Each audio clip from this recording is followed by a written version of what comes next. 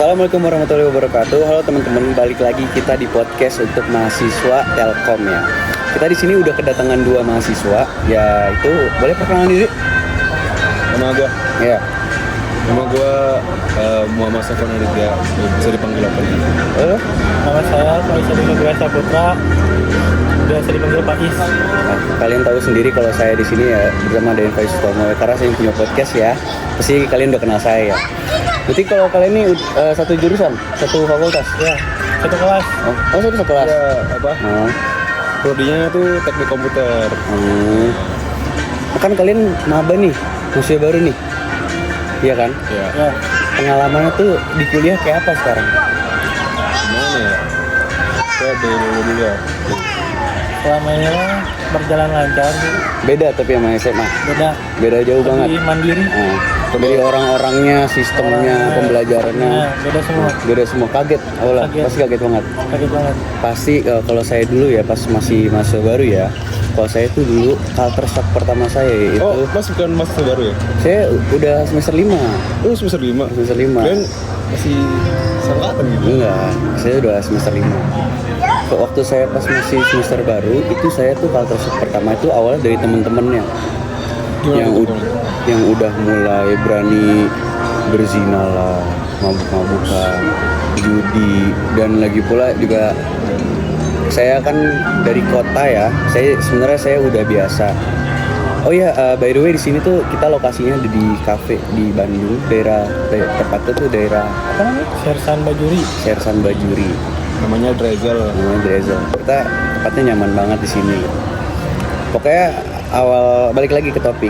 Kita awal pertama mulai kuliah tuh beda banget deh dari pelajarannya, lingkungannya, macam-macamnya gitu. Kalian sendiri kuliah masih rajin sholat ya? Rajin.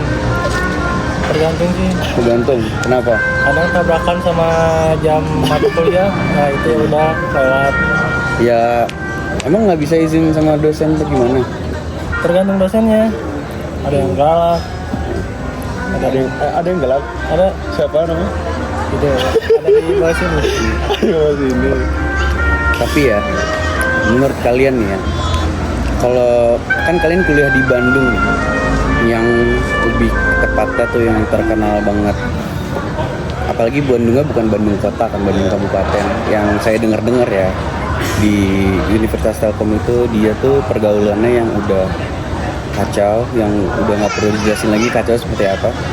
Kayak segalanya pun ada di sana. Kita ngapain aja tuh ada di situ. Apalagi Bandung kabupaten kan dia juga banyak kriminal juga.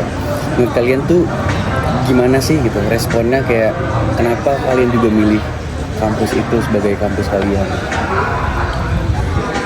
Ini kita perkenalan dulu ya, topiknya belum kita bahas ya. Maksudnya kenapa dulu deh? Siapa dulu nih? Kenapa milih Telkom gitu? Iya, kenapa? Kalau kenapa milih Telkom? Kenapa tuh? Kalau buat universitas ya dari orang tua gitu. Awalnya tuh disuruh Jakarta cuma nggak mau. Kenapa? Ya nggak mau aja. Maunya Bandung. Ya bisa dibilang. Ya Tapi nggak ngincer yang aneh-anehnya itu kan? Enggak. Ngincernya pendidikan. Iya. Tempat juga boleh lah tempat. Oke lah.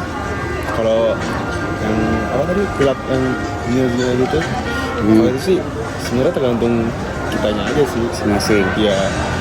Kalau belum gitu ya udah. Kalau lu nggak mau ngikut pergaulan gitu, lu boleh bergaul sama kayak teman yang ngelakuin itu. Cuman ya lu ini aja pinter-pinter.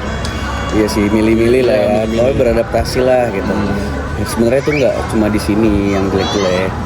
Cuma emang kesorot media kan di sini. Bandung bisa kayak gitu-gitu, apalagi yang sebenarnya itu semua tergantung balik lagi deh ke diri sendiri gitu. Kali kenapa nih? Kalau jujur saya mah pengen ITB sih. ITB Unpad Nggak di ITB. ketolak Ketolak. beberapa kali. Jodohnya di Telkom. Jodohnya Telkom, alhamdulillah. Nah, kan udah kenal masing-masing nih, udah saling kenal, udah latar belakang juga udah. Sekarang kita langsung menuju ke topik aja. Menurut kalian kuliah itu kan kita tuh udah bukan SMA lagi, udah bukan pendidikan yang wajib lagi lah. Dimana tuh orang-orangnya lebih bervariatif, lebih nggak terpaku oleh sistem lagi, udah mulai bebas tuh, udah mulai bebas berekspresi. Makanya udah banyak banget orang-orang kuliah yang udah lebih tepatnya sebenarnya udah dewasa. Cuma pilihannya mereka itu, gaya hidup mereka itu nggak dewasa. Kayak masih suka berzina, judi, pacaran dan lain-lain lah banyak. Nah, menurut kalian hal itu tuh normal nggak sih? Normal aja sih. Kenapa bisa dinormal? Apakah hal kayak gitu patut dinormalisasi? Apa emang kita tuh sosok? Ya patut dinormalisasi enggak. Cuman bahkan kalau mereka kan mahasiswa itu rantau kan ya. Nah, mungkin mereka di lingkungan di daerah mereka tuh misalnya aku di jadi mereka lagi ke Bandung gitu. Jadi mereka latihan itu. Oh, jadi gara-gara mereka jatuhnya bebas lah ya. Jadi jatuhnya bebas dari pengawasan orang tua, pengawasan lain-lain, dari jauh dari keluarga, makanya berani berekspresi bebas itu. Jadi itu kayak gitu normal. Jatuhnya menurut mood aja. Oh, menurut lo? Menurut gua sih ya normal sih. Saya udah banyak pilihan sana. Tapi kalau kita memang enggak, kita enggak. Ya enggak. Alhamdulillah.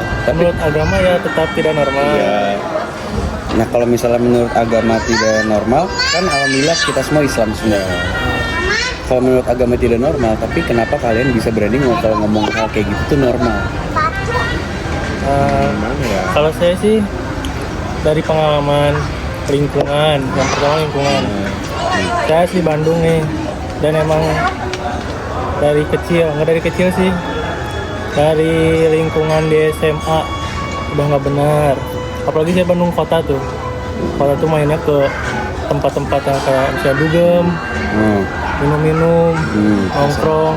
Apalagi kayak udah masuk ke komunitas-komunitas gitu tuh. Oke. Nah, menurut data yang saya dapat dari Google, dari Twitter, dari sosial media lainnya, bahwa kalau kehidupan mahasiswa itu udah jauh yang melanggar norma-norma agama. Dan itu tuh udah bener-bener gak baik banget. Dan saya juga ngelihat contohnya dua sendiri di sini. Kalian nih sumber saya, bukan sumber saya, maksudnya peserta tamu saya. Kayak kalian berdua pun ngomongnya normal, berarti secara otomatis kalian tuh menormalisasi. Yang which is itu sebenarnya nggak bagus, nggak baik. Soalnya dibalik kalau pikirnya, hal-hal yang melanggar norma agama dan norma asusila dan norma kesopanan lainnya, semuanya itu soalnya dianggap tidak normal, dan kita tuh nggak boleh menormalisasi hal itu. Itu tuh udah salah banget ya, karena itu menimbulkan generasi-generasi setelahnya akan jadi yang lebih buruk lagi. Nah, menurut kalian ya, dari nomor 1 dulu deh untuk seks bebas. Dilihat dari datanya yang ada, bahwa seks bebas terjadi karena orang penasaran. Kayak awalnya coba-coba pacaran dulu, pegangan tangan dulu, kecup kening dulu. Pokoknya itu tuh maksudnya melonjak dari bawah, proses gitu. Dari hal yang kayak awalnya biasa-biasa dulu, yang ngeliatnya orang tuh normal-normal dulu, baru terjadi seks bebas. Dan karena juga minimnya pendidikan soal seks itu di Indonesia tuh masih minim sekali. Jadi menurut kalian kayak upaya meredakan seks bebas itu kayak gimana upayanya? Apakah emang dari kecil harus diajarkan dulu, harus dikasih tahu terlebih dahulu, apa emang tunggu waktu umur aja, apa ikutin aturan agama atau kayak gimana? Menurut kalian untuk upaya untuk meredakan seks bebas yang terjadi ada di negeri kita? Oh, menurut saya sendiri sih, yang pertama harus ikutin aturan agama, itu paling penting. Kenapa emang seks bebas sampai zina itu kan benar-benar dosa besar yang susah diampuni lah. Yang pertama ya, setiap kita mau melakukan yang nggak benar, kita harus selalu ingat Allah. Itu harus penting sih, itu penting. Ingat juga ke orang tua, kalau misalnya kita tuh udah dibiayain hidup, kayak sopan aja, bukan tahu diri aja lah lebih tepatnya ya. Apalagi kan kita masih namanya itu masih dalam kayak anak, masih jadi anak tuh. pasti dari orang tua. Ya belum dapat dari orang tua tuh. Jadi apapun apa sih dosanya tuh yang menanggung orang tua juga, harus pikirin itu.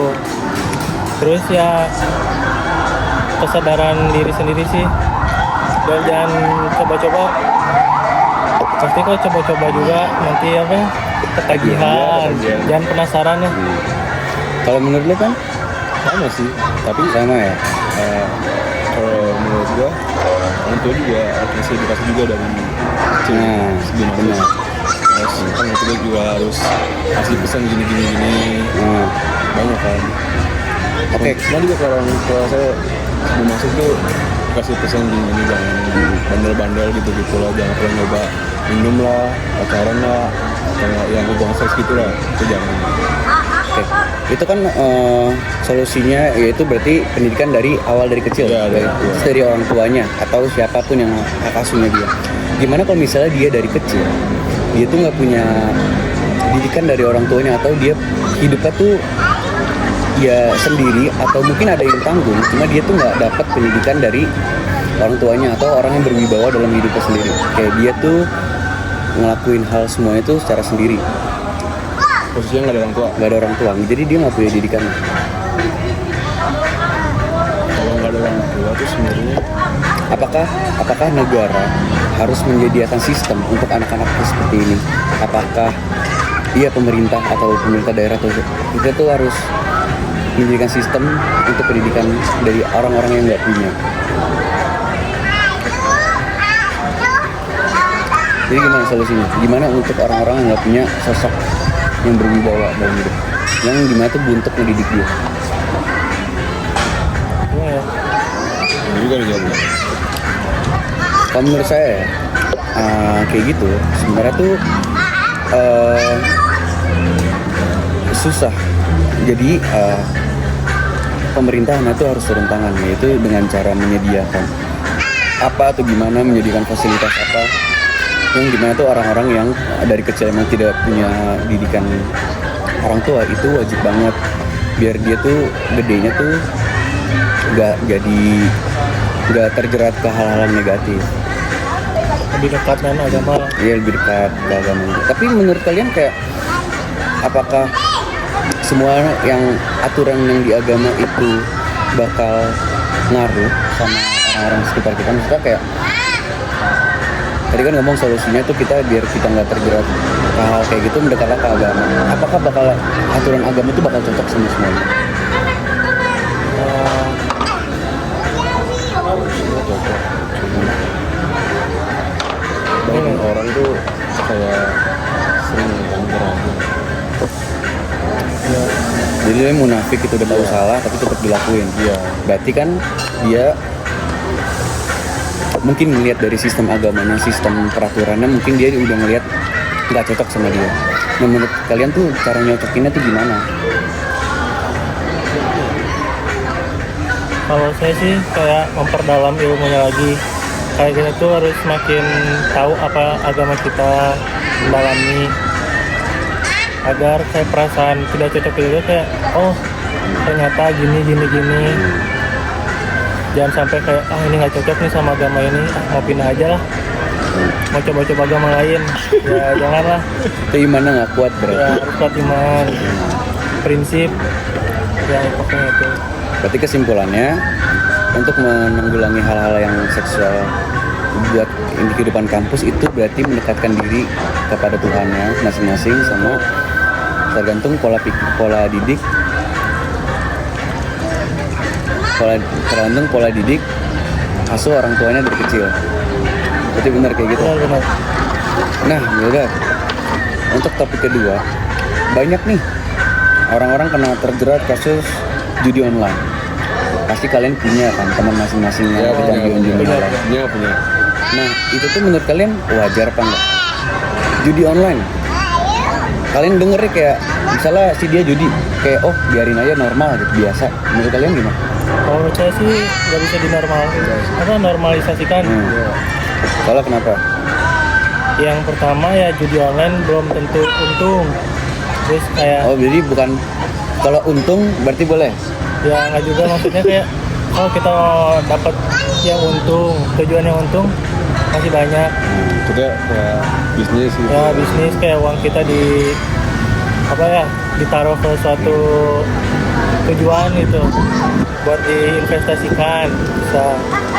Jadi gini deh, menurut kalian teman-teman kalian tuh yang judi online itu tujuannya apa sih?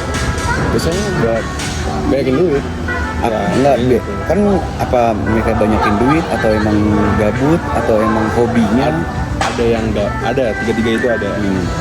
Nggak, tergantung lah masing-masing. Iya. Pokoknya Ada kan ada orang gabut, aduh gabut nih main judi karena ada. gimana kalau misalnya saya punya duit 500.000. Saya nggak apa-apa, duit itu tuh nggak hilang tuh nggak apa-apa. Cuma karena saya tuh mau main game dengan cara saya main judi online itu saya jadi senang. Jadi jatuhnya saya kayak beli kesenangan. Itu ada bedanya nggak sama saya beli game? Beda sih. Beda sih. Kenapa? Jadi gimana? Maksudnya kalau misalnya saya punya duit nih, saya bosen, saya mau main judi online. Saya tuh duit itu saya nggak peduli itu rugi atau enggak. Yang penting tuh saya main game. Itu sama nggak jatuhnya kayak saya beli game? Jatuhnya kan kalau saya main judi saya jatuhnya kayak beli kesenangan. Iya. Gimana menurut kalian? Nggak bisa main sih. Soalnya kayak kita tuh mempertaruhkan uang untuk mendapatkan, atau kayak uang itu bakal hangus. Jadi kayak judi tetap judi, namanya judi tetap judi. Judi ya. Nggak bisa. Pokoknya emang beda-bedain. soalnya emang dari aturan agama judi itu emang nggak boleh, karena itu bakal pertama itu bikin kecanduan, dan itu juga duitnya juga duit haram, karena itu yang duitnya nggak bisa diprediksi kan, jatuhnya kayak ya uang haram aja, taruhan. Karena di saat kita menang itu ada orang yang dirugiin. Nggak tahu juga sih kayak gimana sistemnya, cuma yang setahu saya itu emang dia haram karena bikin kecanduan, dan itu banyak bikin rugi orang lain, banyak mudaratnya, banyak jeleknya, nggak ada baiknya sama sekali jadi itu. Nah, misalnya upaya buat ngilangin judi itu gimana? Kita kan tahu nih judi udah jelek banget nih, kayak udah ngerugiin banget nih, bikin kecanduan, bikin rugi, bikin gila, bikin sampai jual-jual barang. Nah itu tuh biar ngilanginnya tuh gimana? Apakah pemerintah dan aturan agama ada solusinya menurut kalian? Lebih ke aturan pemerintah sih. Aturan pemerintah tuh kayak harus ya blokade lah akses gitu-gituan. Nah, kan banyak juga tuh kayak iklan-iklan, kan kebanyakan orang tuh kayak trigger dari main judi, dari iklan judi nih cobain kan kebanyakan tuh ketrigger dari iklan gitu kebanyakan tuh di website film tuh banyak yang iklan judi, ya itu harus di blok lah gitu. Itu juga memicu kita buat penasaran gitu. Berarti emang judi itu beneran harus banget dihapus. Kenapa? Iya. Kenapa kita nggak di negara kita nggak ngelegalin judi aja? Biar kayak buat dapat pajak juga dari judi itu. Kan pemain, kalau dilihat dari data yang ada, pemain judi terbanyak itu ada di Indonesia. Nomor 1 di Asia itu dari Indonesia. Dan kenapa kita nggak ngelegalin judi? Biar kita tuh, karena kan pemainnya banyak nih, otomatis pajaknya ntar juga banyak dong kalau misalnya emang banyak. Dan itu bakal ngebikin negara kita kaya dong. Kenapa tuh? Kenapa nggak dilegalin judi? Gimana ya? Apakah karena Pancasila kita pertama ketuhanan Maha Esa? Itu termasuk. Apakah karena kita mayoritas orang Islam? Itu Apakah karena emang bukan pasarnya atau gimana? Menurut kalian gimana? yang utama sih menurut saya kayak mayoritas umat Islam, dan Islam itu sendiri tidak memperbolehkan untuk judi, apalagi judi online, itu hukumnya haram.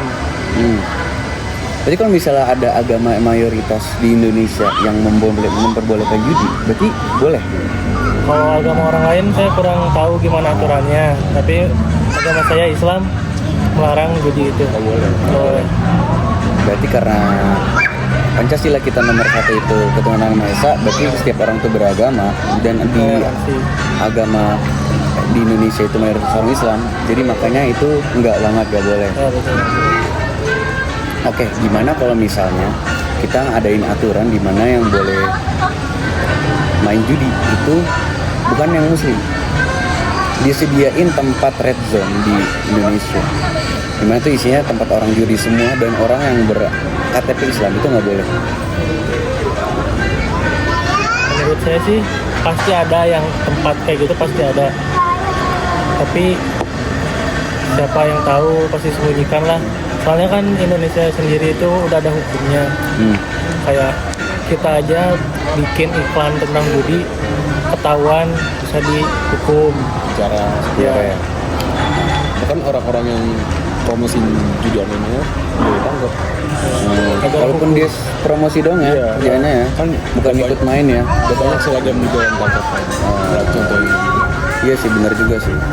Gimana kalau misalnya dari tadi kan kita bahas judi online, selalu dalam media, dalam elektronik, dalam handphone kita.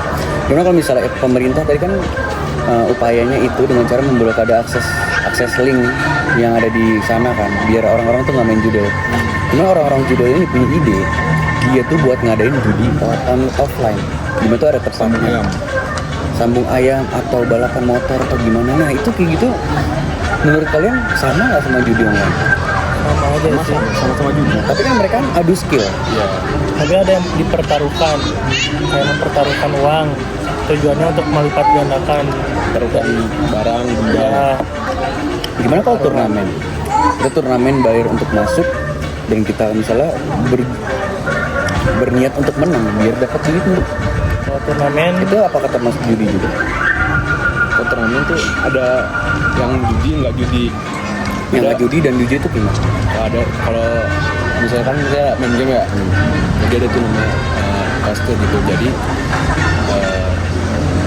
pendaftarannya itu prize poolnya itu diambil dari uang pendaftaran start team dikumpulin tuh. Jadi ntar yang menang dapat Semuanya. Iya, kan tuh judi. Itu judi, hitung judi. Dan yang nggak judi kayak gimana? Kalau judi itu kalau tadi kan itu cuma yang dapat gitu kan cuma satu orang doang. Kalau judi itu kebanyakan orang yang judi itu misalnya dapat tiga posisi, posisi 1, posisi 2, posisi 3. Oh ya. Tapi menurut saya sendiri, turnamen yang ada di Indonesia yang dimana di kalangan orang-orang sekarang itu menurut saya judi. Karena kenapa? Ketika kita masuk dan kita bayar dan kita tuh berusaha untuk memenangkan pertandingan itu biar dapat duit lagi, itu menurut saya salah. Dan yang menurut saya yang benar itu dengan cara ketika ada orang ngadain turnamen secara sukarela, dimana tuh dia ngadain kompetisi gratis tanpa ada biaya pendaftaran, masuk memenangkan baru dia dapat hadiahnya. Menurut saya seperti itu, tapi untuk persepsi orang-orang kan beda-beda ya. Karena kan emang saya juga nggak tahu sistemnya bakal kayak gimana. Yang saya tahu soalnya kayak gitu. sama sih kayak gitu. Jadi kan baru 2 nih masalah besar yang ada di kalangan mahasiswa. Itu ada pertama seks bebas dan juga judi. Ketiga, menurut kalian di lingkungan kalian ketiga itu apa?